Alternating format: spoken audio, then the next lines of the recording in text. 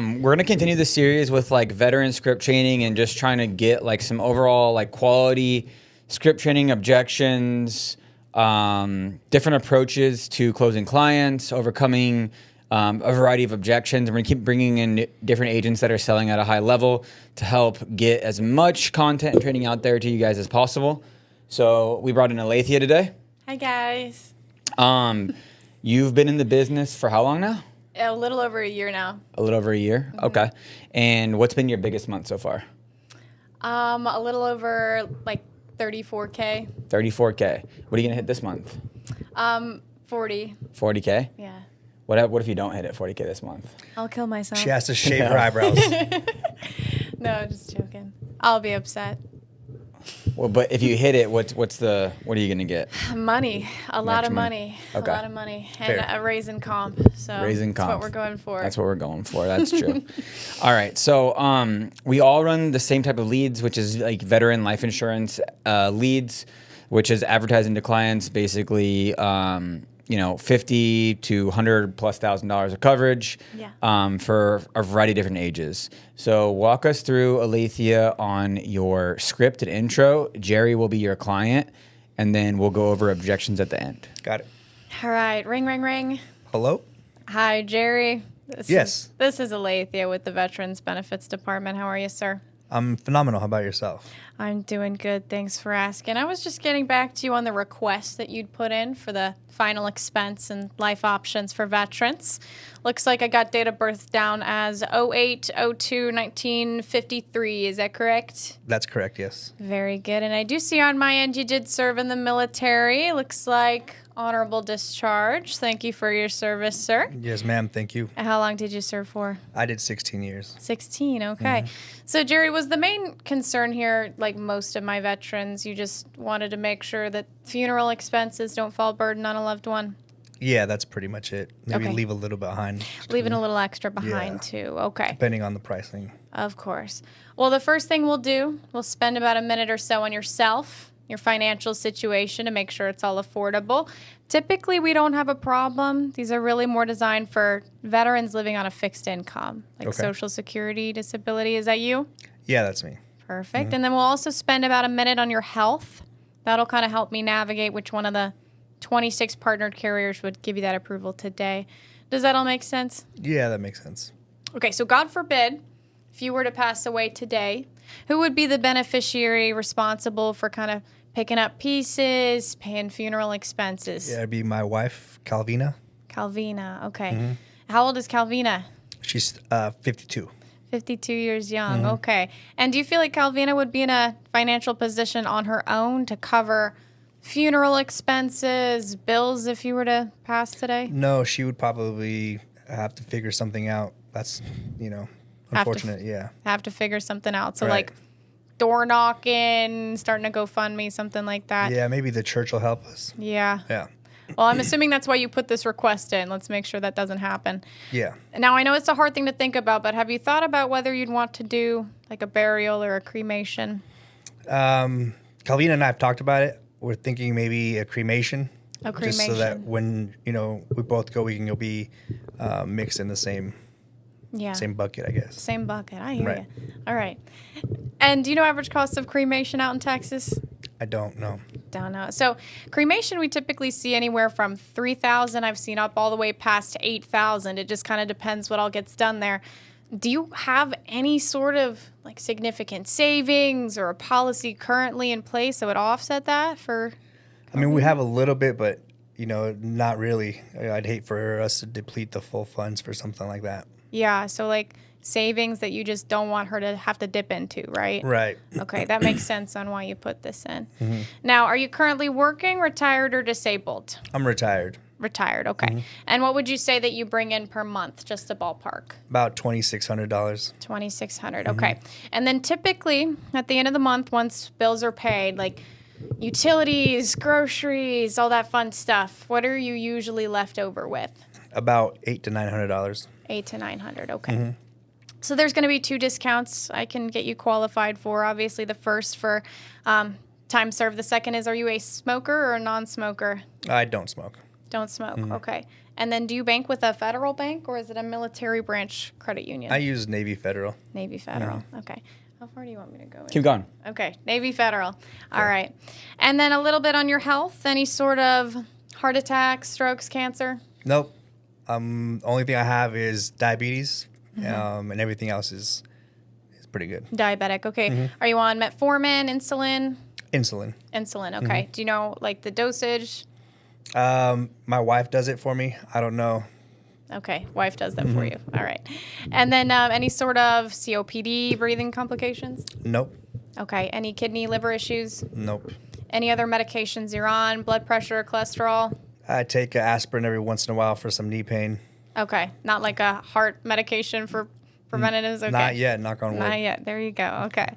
All right. So here's what's going to happen, Gerry. I'm going to go over your options, but I need you to grab a piece of paper and pen. There's a few things I'm required to have you write down first. Okay. So just let me know whenever you've got that. I'm ready. You're ready. You already got the paper and pen. Okay. Got it. You're quick.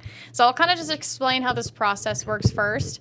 With this kind of thing, it's not like going to a local grocery store where you just see it, like it, buy it, like a loaf of bread. Okay. You do have to get approved for it. Got it. So carriers are going to look at something called the Medical Information Bureau. That's your MIB report. Okay. It's basically just like a compilation of medical records, prescriptions of the last few years. Okay. So that means we don't make our final decision today. It's up to that carrier if they'll approve you. That's why we spend some time on your health, and that's why we'll apply together today in hopes to get that approval. Does that all make sense? Yeah, that makes sense. Okay. So the first thing I want you to write down is immediate coverage. Okay. This means as soon as you make your first premium, you're covered day one. No 2-year waiting period like most carriers. Got it. The next thing I want you to write down is that you're locked in. So that means premiums never increase, coverage never decreases. Everything will stay the same the rest of your life. Now, this next one's probably the most important. This is something called living benefit. Now, this means if you get a terminal illness or something chronic, basically if the doctor tells you you have like a couple years to live, they'll give you access to that death benefit. Okay. And you can use the money tax-free while you're still living. Okay. And last but not least, I want you to write down permanent coverage. Okay. That means this will never expire on you. This is all a whole life policy. Okay. Does all that Even make if I live sense? to be 150, I'll still have coverage? You know, I hope for your wife's sake that 150 you don't live to. But yeah, so I'm going to give you 3 different options to choose from. I want you to write down gold, silver, and bronze, just like the metals. Okay. Now I'm going to start with the bronze. We'll work our way up to the gold, okay? So the bronze is going to be for $10,000 in coverage. Obviously, this would cover the cost of cremation. It wouldn't leave a whole lot left over for your wife, but honestly, having something in place is better than having nothing. Right. The $10,000 in coverage would be for $54 per month. Okay. Your next option is the silver. This is typically where most of my veterans tend to lean. It's going to cover the full costs of your cremation as well as inflation. So in case those prices go up. Okay. This would be $15,000 in coverage, and this would be left to your wife so she doesn't come out of pocket, and that would be for $81 per month. Okay. Your next option is the gold. This is leaving the most amount of money left behind to your wife. After cremation costs are paid for, she'd probably be left over with anywhere from $3,000 to $8,000. Okay. And this would be $20,000 in coverage. And this would be for $107 per month. Now, Gerry, I can always look above the $20,000, or do you want to apply for the gold, silver, or the bronze option? I think the silver would probably be the best. Obviously, I still need to do some shopping around and, talk to Calvina and see. Yeah. But probably the silver one would probably be like the one that would make the most sense for now. Of course. Well, lucky for you, we've kind of done all the shopping around for you. So we're brokers with the state. That means we have access to every single carrier. So if you're wanting to go for the $15,000, that would be the cheapest that you could find anywhere. So is that the one you want to try and apply for? Yeah. After I talk to her, probably that would be the one, give or take. Yeah. Yeah. Do you need to talk to her more about like how much coverage you need, if you need it at all, or is it more like the price? Probably like the price. The price. Yeah. What do you feel like, because I know you said you have about $800 left over at the end of the month, right? What do you feel like would be a comfortable budget where you can comfortably say, okay, she's not going to be upset at all if I spend this much to keep her protected? Maybe like $50 to $60. Okay. So here's what I suggest, Gerry, from my personal professional opinion. Happy wife, happy life. Let's start with the bronze. We'll submit the application, and then you'll have some papers to go with her. You say, hey, this is affordable. It's only the 50-something bucks a month. And you can always add additional coverage later on. Okay. So let's start with the bronze option. Is that comfortable for you? Yeah, that's good. We'll do Okay. that. All right. We'll go from there. And then I would Got it. fill out the application. Perfect. So I'm going to give you guys 3 key things that you should take away from that. 1, tonality. 2, having the client do some type of commitment, like grab a piece of paper, grab an ID card, do something to show their level of commitment. And 3, she's not like she's not directly blowing past any objections that she was getting. She was, acknowledging them, attacking them, and overcoming them, meaning that she repeats it back to the client, makes the client understand that she knows what they're saying. She provides the solution, and then she re-engages in the same question. Those are like 3 key pieces part of the script that you probably want to take down if you didn't notice it. Tonality is huge, and then attacking any objection without like totally blowing past it, and then getting objections later in the script, right? Yeah, the pace that she has and the cadence and the pauses that she does, like they're like purposeful pauses. Perfect. And one thing to note as well is that like it like the back of your hand. Yeah. Because you've practiced it so many times. There's not anything that someone could tell you that's going to mess you up in the script because you know it so well. Yeah. Right? And I think new agents, they kind of like veer off from the script, and that's one thing that I really never did. Is like I stick to the script. Even still now, a year in, I obviously have it completely memorized. I still have it pulled up on my computer because it's really easy for someone to throw an objection at you. It's going to happen on almost every call. If you don't have the script right in front of your face to like bounce back into it, then it's going to be hard to like fight the objection and then know where to go from there. Whenever you were brand new and you were learning the script and you tend to like veer off in the beginning and you would like lose sales, what are some key things you could tell someone that's brand new to prevent that from happening? Yeah, so I think everyone kind of has an ego to them. That's just natural. That's who we are as human beings. But the thing that I kind of learned from trial and error is that there's a script that I did not make. It's not like a key script that it's some special thing, but I would say that people made millions of dollars off of this script. So why would I try and like reinvent the wheel if there's something that already works? You know what I'm saying? So just like use what works. Don't try and just do your own thing because you're not going to make money that way. Right. And to your point, like also leads has a lot to do with that in your lead flow. Like as I've seen you grow over the last like 12 months, basically, I've seen your production continue to tick up and get larger and larger and larger.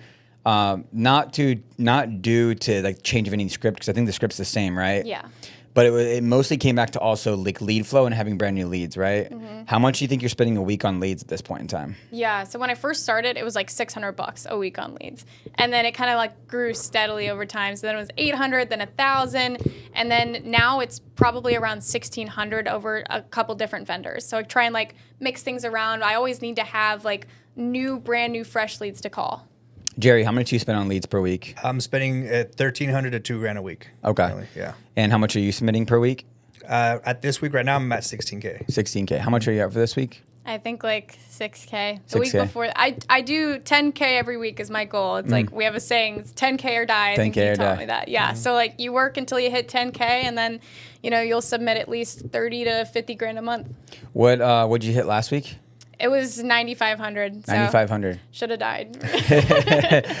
And the week before, I think it was like 13. Okay, so I mean there is some overflow. Like sometimes you'll definitely sell more than 10K, and then maybe here and there you'll have like a little bit less, but the overflow definitely helps carry that over for the 40K. Yeah, for sure. Yeah.